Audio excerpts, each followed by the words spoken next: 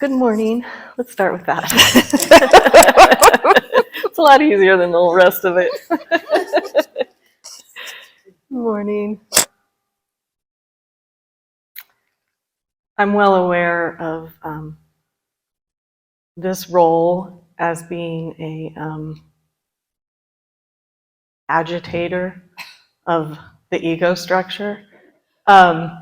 In fact, it was one of Sharon's main things that she told me, that, hey, that's your job.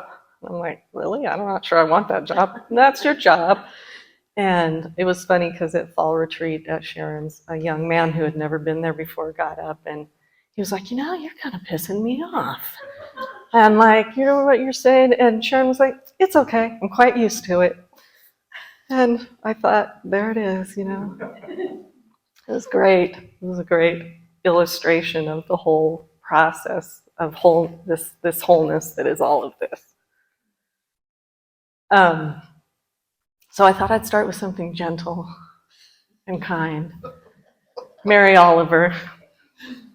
How much more gentle and kind can it get? What is there beyond knowing? What is there beyond knowing that keeps calling to me? I can't turn in any direction, but it's there. I don't mean the leaves' grip and shine, or even the thrush's silk song, but the far-off fire. For example, heaven's slowly turning theater of light, or the wind playful with its breath, or time that's always rushing forward, or is it standing still in the same, what shall I say, moment?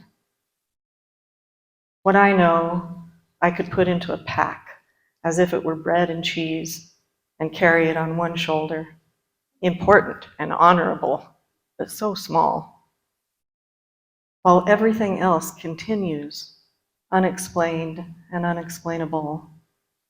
How wonderful it is to follow a thought quietly to its logical end. I've done this a few times. But mostly, I just stand in the dark field, in the center of the world, breathing in and out. Life so far doesn't have any other name but breath and light and wind and rain. And if there's a temple, I haven't found it yet. I simply go on drifting in the heaven of the grass and the weeds.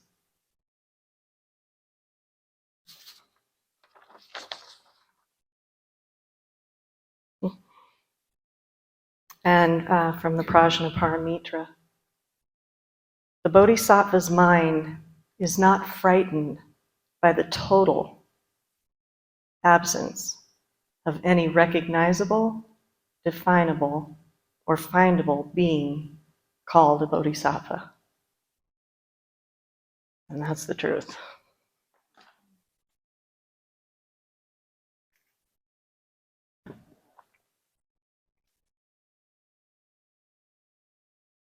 It's just one idea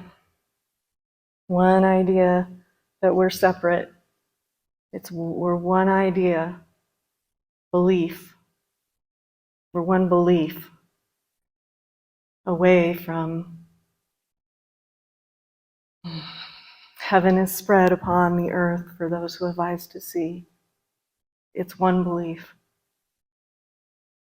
The belief that there's a definable, recognizable, definable, and findable being called me.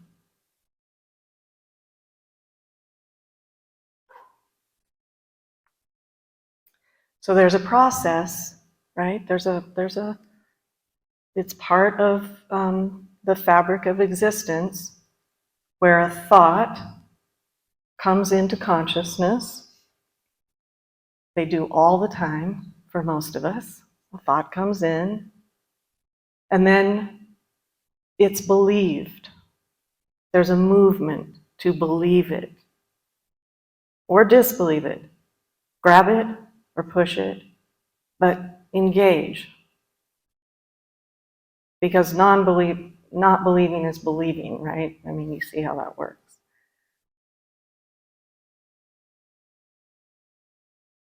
And that triggers a physiological cascade within the body, because the body and mind are one. We know that.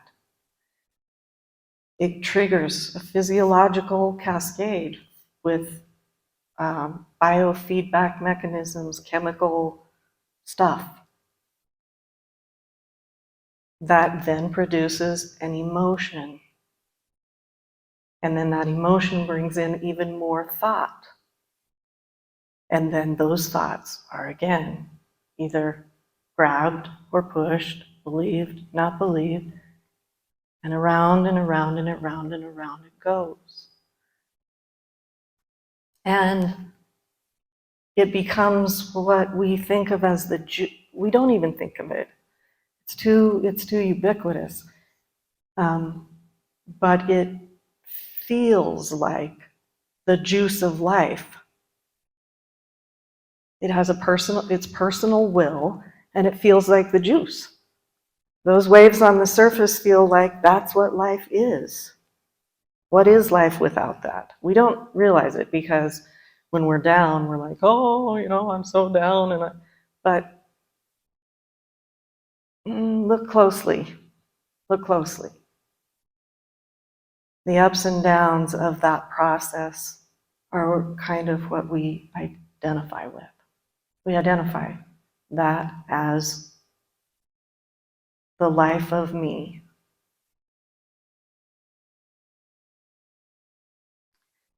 And it takes everything: stamina, fortitude, courage, guts, everything to give up that drug. It takes everything to give that drug up. It's a drug, literally, like an IV drug. Adrenaline, epinephrine, the whole thing. That whole thing. This is what I mean by rewiring. And the roots of it, and I'm not trying to bring up fear or shame. It happens because when that process is illuminated with something greater than it gets, different things come up in order to defend and protect. The roots of that conditioned way of being run to the bone, to the depths, deep down and through. So even after we may have had what we would call a dark night of the ego or a death of the ego, where we definitely realize we're something more than these on the surface. There's more to come, because there is still a unconscious need, primal need for everything that goes along with that way of life. Approval, appreciation, belonging, relationship. Because beyond all of that is autonomy, alone.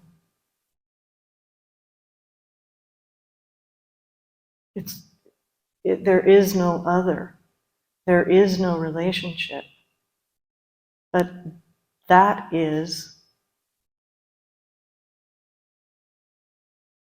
we're used to the word love being in the belief, emotion structure. Love with an object. Love in relationship. And that is not how I'm using this word. That's why I usually say uncaused love, because beyond that process, one has to be done with relationship. And that whole process, that whole feedback loop of needing reality to feed this, needing it to be something that energizes that process. One has to be done with that in order for what Thich Nhat Hanh calls true love to make itself known, to be actually, to bloom in awareness. And it sounds like a fairy tale, a fantasy, and kind of like, I don't even know. I tried explaining this one time to some land developer in Costa Rica, and he looked at me literally like I was from another planet and said, "This is not an airy fairy thing, this is development." Yeah, I get it. I get that it is airy fairy to the mind. It's not. It is the actual power of existence itself and the source, the ground of all being.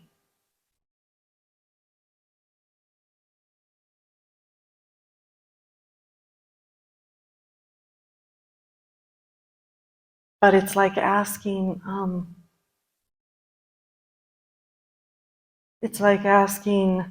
somebody who has almost right from birth, let's say, I don't know if this is going to play out. I haven't thought about this ahead of time. Let's see how far this metaphor will go. But I'm thinking about like drug addicted babies that are born into the NICU. They're already like jonesing because that's the only thing they've known, and they're just being asked to drop it. That's what we're asking of the conditioned mind body. And this is why the encouragement of kindness, gentleness, sincerity, kindness, gentleness, sincerity, kindness, gentleness, rooted in presence, is always forefront here. Because it's asking that. Long after the dark night of the ego and the first major shift, there came a moment of the deepest conditioning being, ripped out, deconstructed, ripped out. These words sound strong, but I don't feel like tempering them this morning. And I called that the ash and bone phase, because everything was burned to the ground, and all the bone, the marrow of what I believed needed to be in place for existence. It felt like the choice between life or death, and it was. That's exactly what it was. Dr. Hawkins used to say, "You only die once." I never understood it. I was a hospice nurse at the time. I'm like, I'm not sure exactly what it means, but I get it now. That process only dies once. Because once it's gone, it's gone. It doesn't come back. It is no longer enjoyed enough to come back. It becomes completely irrelevant and not at all interesting, and therefore receives no attention, and therefore dies out.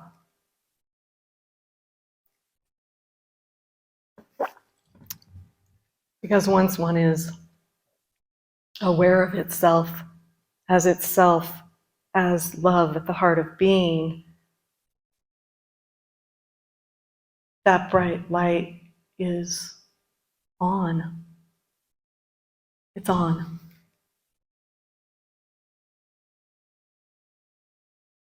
It's no longer unconscious to itself. It's conscious of itself as itself. And that other thing, somebody was calling it a game yesterday, does feel exactly like that. Like a game that you just really are no longer on that playing field and no longer interested in. And then the body mind begins to adjust to a new energy source other than the juice of emotion and belief. And for a while, I don't know how it is or will be for you. Here, unmediated reality present and direct, without description, categorization, conceptualization, thought, belief, cycle, was so vividly alive that it blew some circuits that are actually still kind of blown. But that isn't happening to everyone, and it doesn't have to be your story. But it's a lot. It's like plugging into 220 with the wrong cord. It's not a subtle shift. It's not subtle. You don't wonder if it's happened.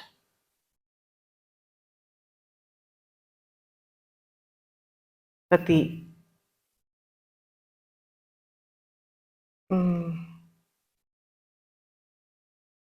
emptiness, what is it? I gotta have a Kleenex. Must be total, an empty center. Not a, well, I'll keep that, and that, because I really like that about myself.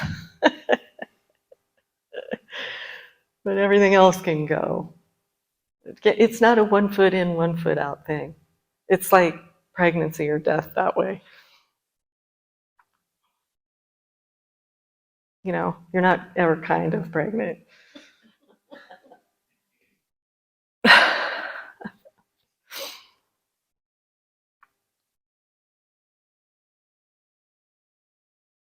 It's a total deconstruction. As Adya called his book, the end of your world. It's the end of that.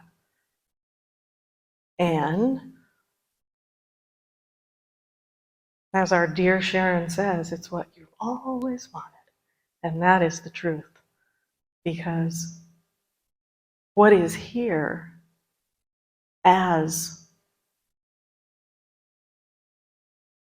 itself, the hands, eyes, ears, feet of God, heart of God,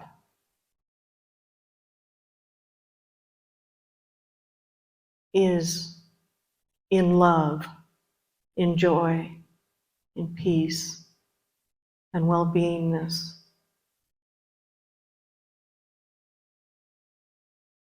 And God said it was good.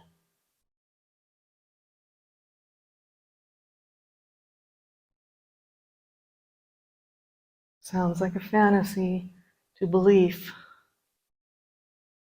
And belief can pull out all the proof, right? Well, human beings dying, and it's beyond all of that to where it doesn't exist in opposition of anything. Positionality is no longer part of experience. It's wholeness. It's not understandable. That's, you know what does become understandable are the levels of consciousness And with that understanding is compassion, not cultivated compassion, not something I should be more compassionate. I'm sure they're having a hard time. I really wish I could care. It's not like, it's not like that. It's an understanding, it's born of understanding that if the level of consciousness is suicidal apathy, then the choices are very limited. The perception is limited, the options are limited, the life is limited, the view is limited, everything is limitation. And that brings compassion.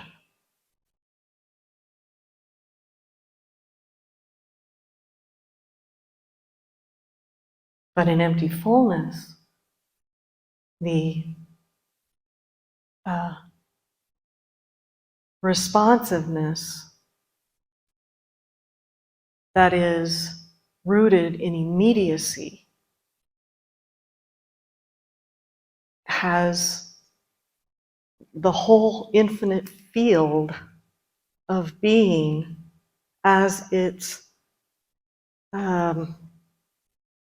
potential, because that's what it is. That's what it is. It's not looking for a response or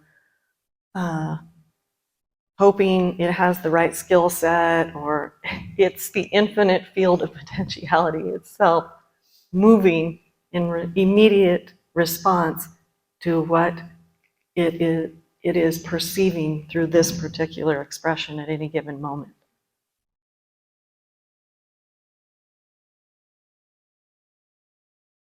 And there's nobody in there who knows.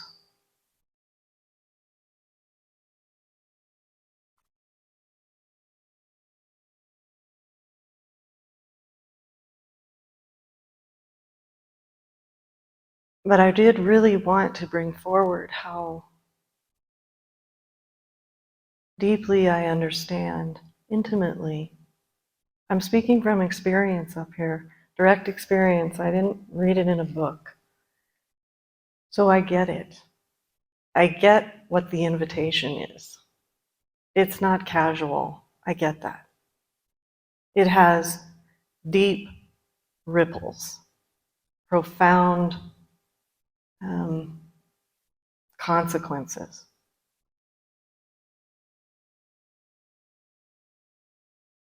This is why it's mystifying to me, but it's, as Byron Katie says, none of my business, God's business, why somebody would show up at Silent Retreat Lake to eat good food and get their dishes done. It's like, well, be careful. You might be in for more than you planned on.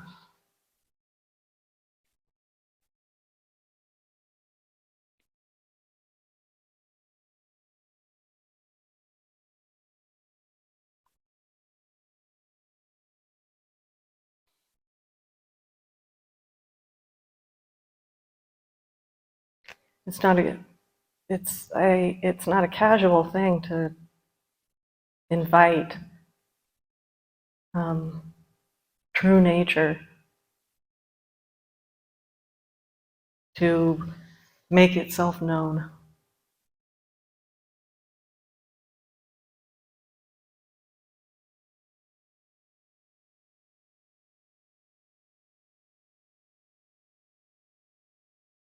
Because it's a dark field, a dark luminosity, meaning unknown. Unknown by the process of positionality and identification and separateness. And to give up the core of needing reality to show itself in a certain way is to give up the need to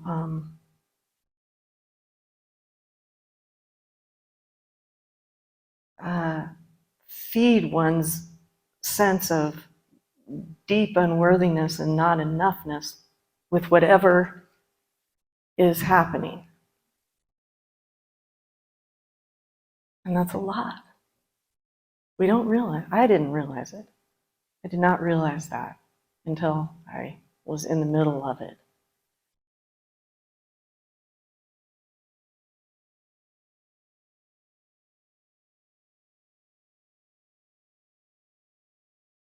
The deepest what here was,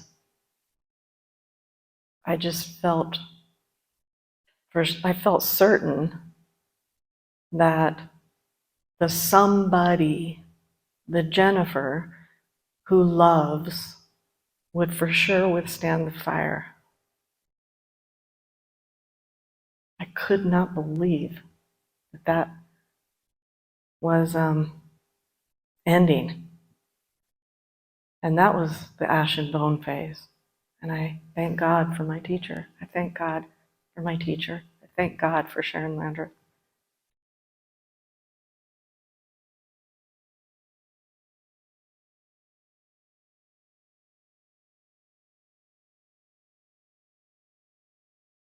And at that time, I was just felt like I was walking in knee-deep ashes.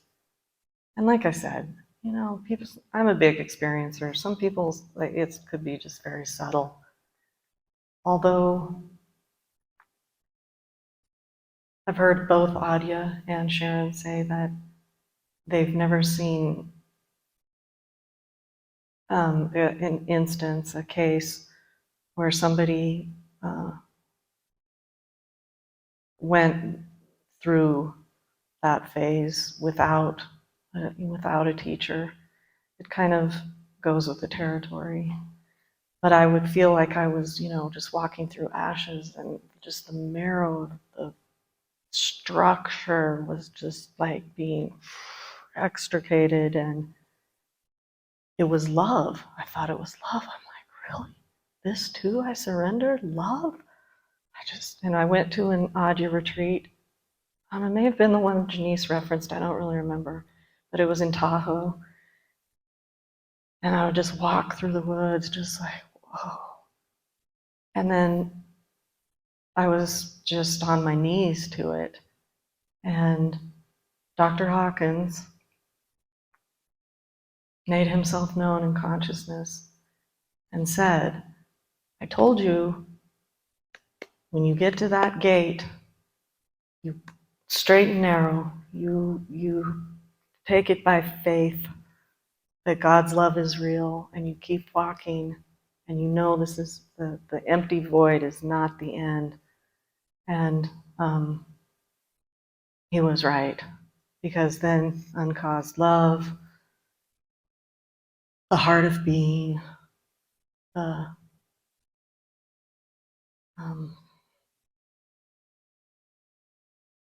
I know we don't like gender pronouns in this society anymore, but I and my Father are one, was real and lived and seen and experienced.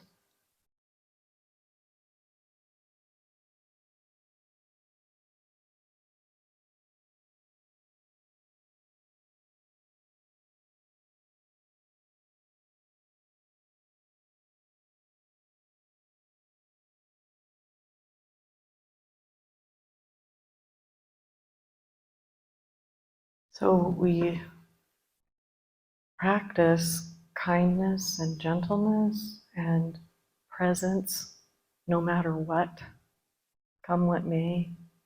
Here I am here. That's the one thing you know in the middle of a big storm. And as young Stephen, who was here in the spring and is Ani's disciple, said, you keep your eye on God. As Adia said, contemplate the source of reality. What is no matter what bardo, no matter what coming and going, no matter what level of consciousness, no matter what insight, realization, what is? What is right in the midst of all that coming and going? What is it? And go there. Move that precious attention and go there.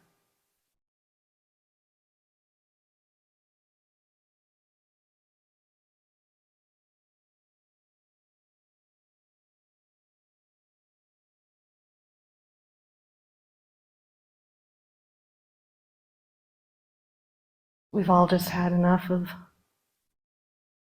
positionality and war. And the earth herself is not going to tolerate much more of it. So we are at somebody used the word cusp. I like that. We're at that cusp of necessity and innovation. And there's like this call, this quickening. And what better platform for the doer? And, you'll have to be your own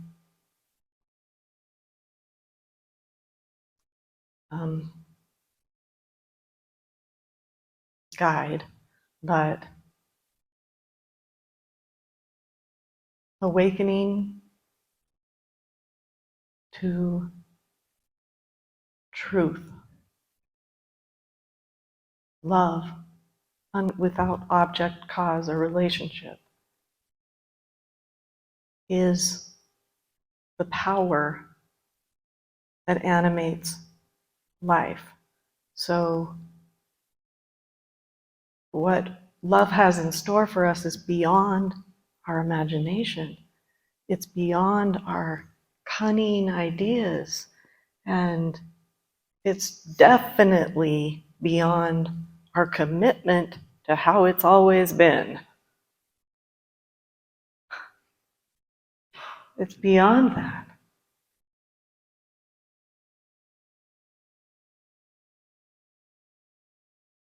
What more gift can we give the world? What more gift than to surrender, as Dr. Hawkins would say, life itself. That life of me, belief, emotion, me, that, me, belief, emotion, me. Self-referencing, self-referencing, self-referencing, self-referencing, self-referencing.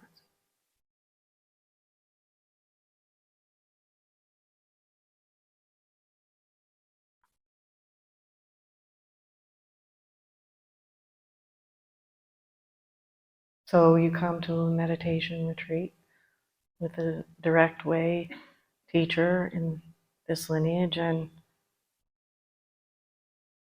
it isn't about just sitting quietly and still. That's helpful. It's useful. It's been useful through the ages.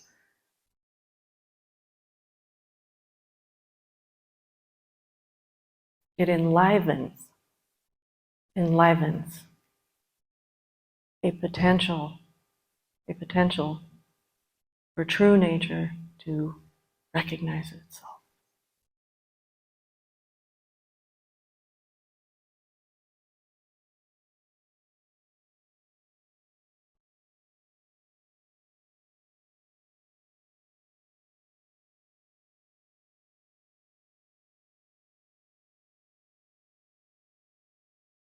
I have such deep reverence and such deep gratitude and just profound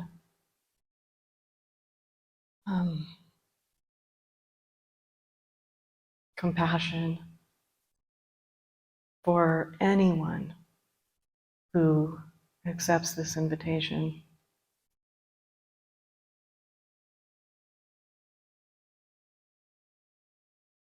And I'm absolutely here for that. Absolutely here for it.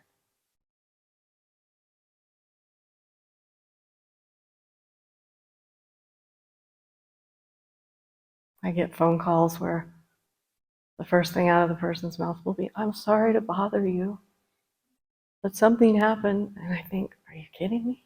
I mean, doom scrolling might be bothering me, but you're not. I mean,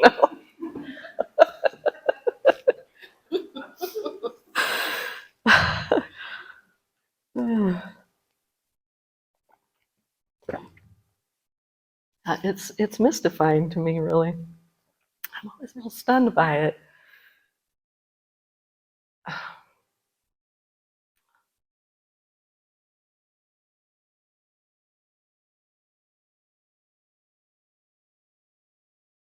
It's a giving up of a need to manipulate reality with a false concept in order to feel safe and good and keep that structure in place.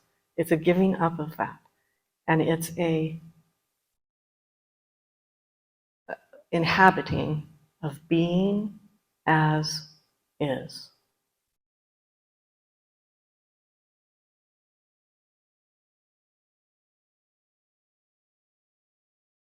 And understanding that it's beyond understanding. There's no word I can use that will reflect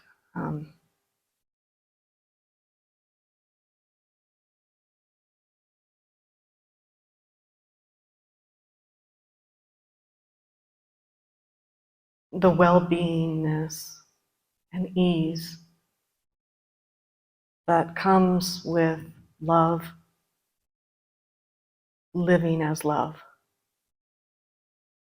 peace, living as peace, compassion, living as compassion.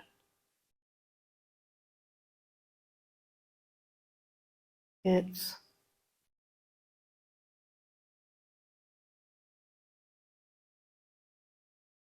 whole. So it no longer matters if something is real, unreal, born, unborn, this, that, relative reality, absolute reality. None of that is relevant. It has no bearing. No, it's useful. All of that is useful at different phases and stages, and we're trying to language, but the actuality is absolutely nothing like that.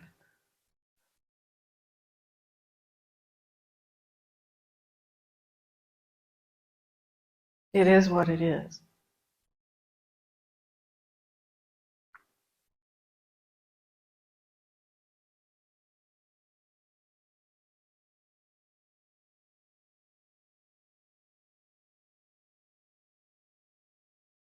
So I very much encourage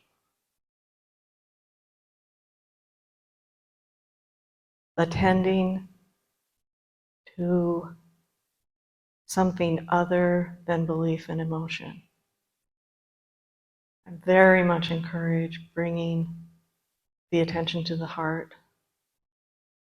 Not the beautiful human heart that is informed by the heart I'm speaking of. There's no againstness here. There's no against this, that, blah, blah. The human heart is a beauty. Do we love the human heart? I mean, okay, but it can break, it can open and close. It, in its beautifulness, it has all these capacities. I'm talking about the heart of being, it's inextinguishable, ever giving, non-diminished, not open, not closed, is. It is. I greatly encourage bringing the attention to that and or the ground, the dark luminosity of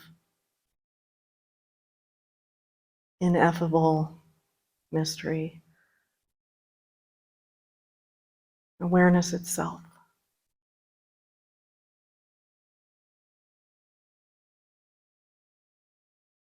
that which without nothing exists. And camping out there,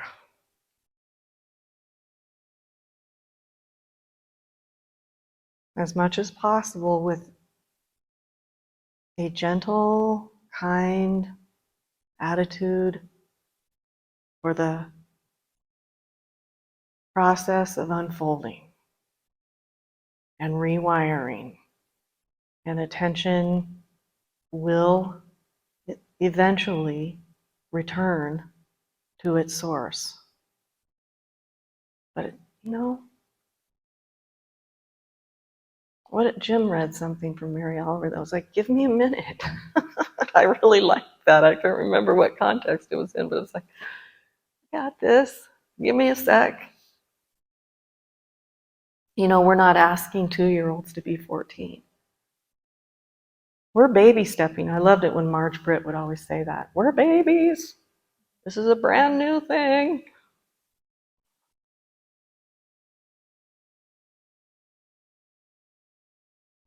Superego.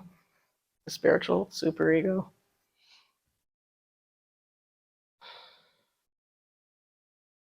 Is it kind?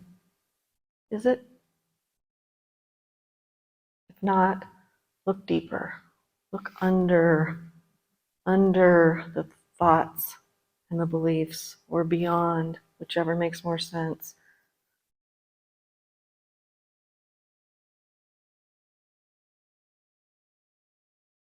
And give your attention to that which you want to encourage, that which you wish would grow, because that's what attention does.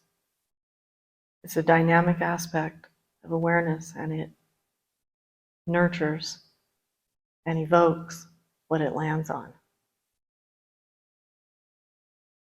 Don't worry, it's a million trillion thoughts can go through your head, and it's not like, oh, if the attention is captured, oh my God, I've brought it into reality. That's a game. That's part of that book, The Secret, and all that. That's not reality. What you consistently bring attention to, tune your dial to.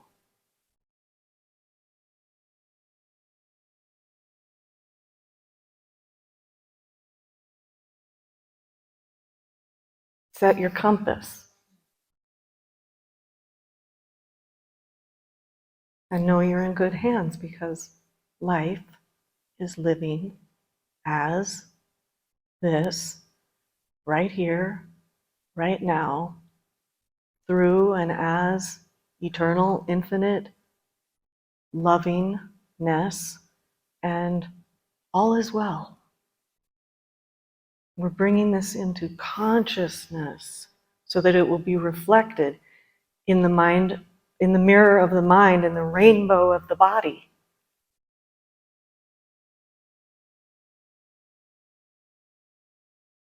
Hallelujah. Thanks be to God.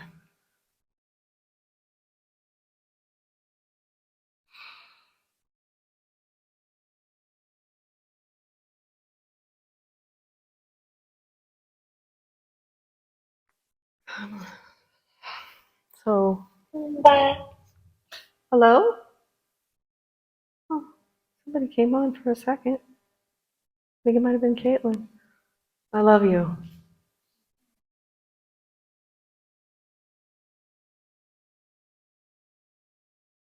I love you.